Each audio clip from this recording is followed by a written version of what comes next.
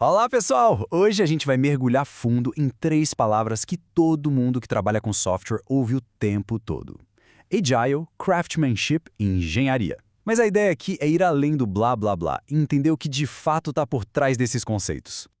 Então, o nosso caminho vai ser o seguinte. A gente começa entendendo o problema com o Agile, depois vê a resposta que o Craftsmanship trouxe, aí a gente vai ouvir o contraponto da engenharia, para depois mergulhar numa jornada mais humana de aprendizado e, por fim, tentar juntar tudo isso numa ideia mais completa. Bom, para começar, vamos falar do Agile. A gente sabe que essa palavra está em todo lugar. Mas como é que uma ideia que nasceu com um propósito tão nobre acabou virando motivo de frustração para tanta gente? Olha, eu acho que muita gente vai se identificar com essa frase. Ela captura com perfeição aquele sentimento, sabe? Aquele cansaço que a palavra ágil passou a causar no mercado. É quase uma piada pronta em muitas equipes. Mas o mais interessante é que nem sempre foi assim. A ideia original, lá em 2001, era muito nobre. Era sobre curar a ferida, a divisão que existia entre o pessoal de desenvolvimento e o pessoal de negócios. A ideia era unir esses dois mundos. Então, o que foi que deu errado? Bom, segundo alguns dos próprios criadores, como Robert C. Martin, o movimento se quebrou. As práticas técnicas, que eram a espinha dorsal, foram sendo deixadas de lado. O foco virou o gerenciamento de projetos e não mais excelência técnica.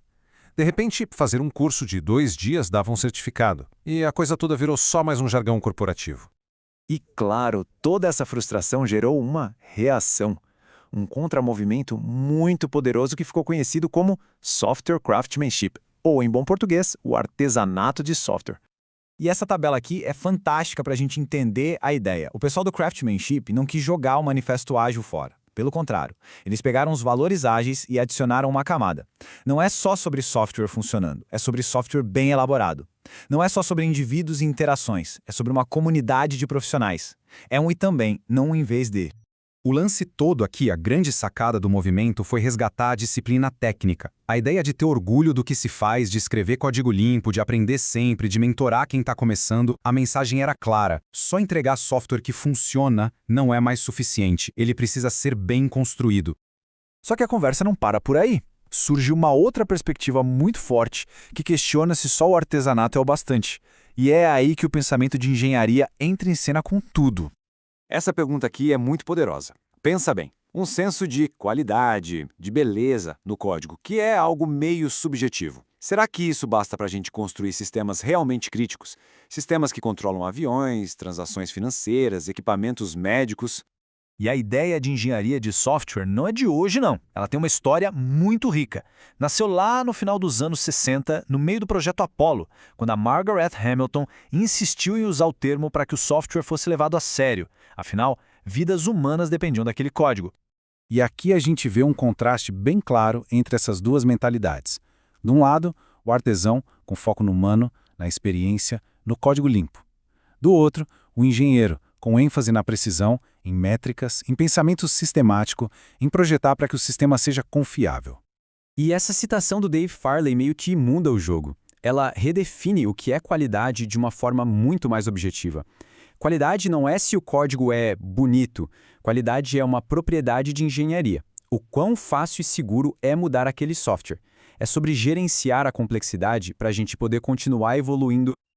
Ok, a gente falou de ágil, de artesão, de engenheiro, mas vamos sair um pouco dos rótulos e trazer isso para uma realidade mais humana. O que de fato forma um bom profissional. Essa história do desenvolvedor Pablo Dagliolo sobre o mentor dele, o Crespo, é fantástica.